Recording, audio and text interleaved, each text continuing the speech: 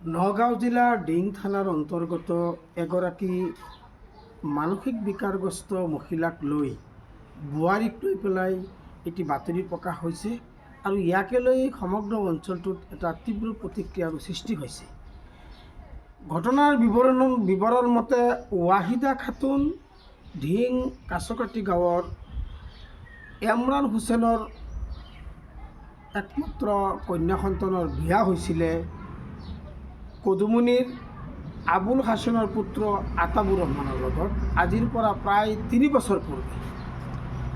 বিয়া হোৱাৰ পিছত বোৱাৰী আৰু তেওঁৰ স্বামীয়ে যেতিয়া ঘৰ সংসাৰ কৰি আছিলে তাত কোনো ধৰণৰ অসুবিধা দেখা পোৱা নাছিল যদিও নিশা হ'লে এইগৰাকী ৱাহিদা খাতুন নামৰ বোৱাৰীয়ে সদায় এক প্ৰকাৰৰ টেবলেট সেৱন কৰি সদায় শোৱাপাটিত গৈছিলে। ইয়াকে লৈ আতাবুৰ ৰহমানৰ সন্দেহ হৈছিলে যে মোৰ মিছেছে মোৰ পত্নীয়ে সদায় কিহৰ দাৱাই সদায় সেৱন কৰি শোৱাপাটিত আহে। ইয়াৰ পিছত পৰৱৰ্তী সময়ত এই কথাটো আতাবুৰ ৰহমানৰ পিতৃৰ পৰিয়ালে তেওঁলোকৰ পিতৃ মাতৃ সকলোৱে এই কথাটো আৱিষ্কাৰ কৰিবলৈ সক্ষম হ'ল যে বোৱাৰীগৰাকীয়ে আচলতে মানসিক বিকাৰগ্ৰস্ত হোৱাৰ বাবে মেণ্টেলৰ টেবলেট খাই সেৱন কৰে আৰু এই টেবলেটটো তেজপুৰৰ যিটো মেণ্টেল হস্পিটেল আছে এই হস্পিটেলৰ পৰা এইটো বাহিৰে বাহিৰে বোৱাৰীৰ মাতৃয়ে তাইলৈ যোগান কৰে। এনেধৰণৰ অভিযোগ আজি উত্থাপন কৰিছে DA নিউজ প্লাছৰ আগত আতাবুৰ ৰহমানৰ পিতৃ আব্দুল হাছেনে।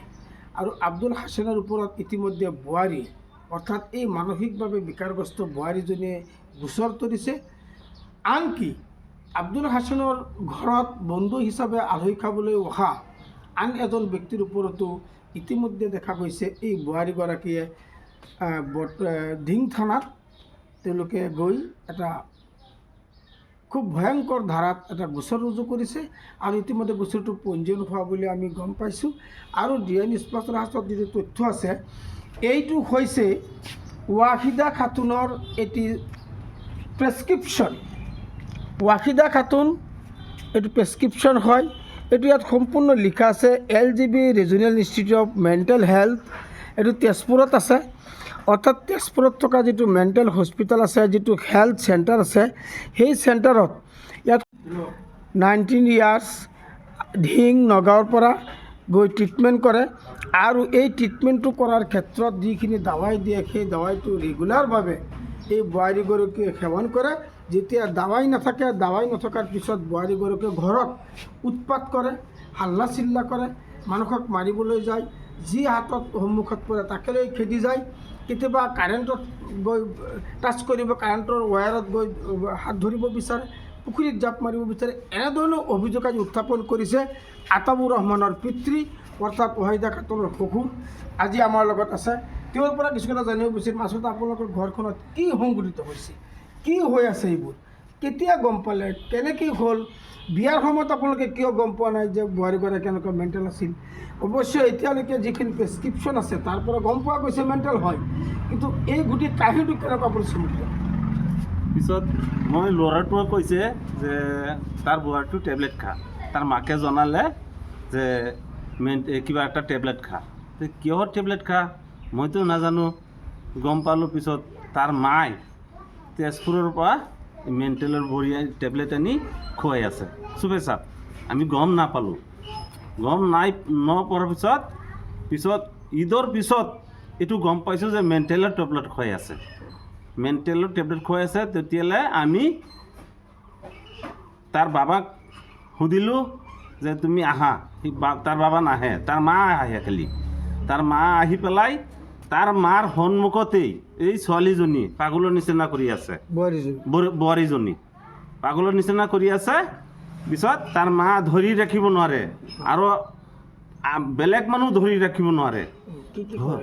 পিছত পাগলৰ নিচিনা হৈ যা, ক'ৰবাত যা গৈ জাপ মাৰি পেলাই আগুনত পৰে না পানীত পৰে না জুইত পৰি যা। আমিতো অসমক হৈ গ'লোঁ।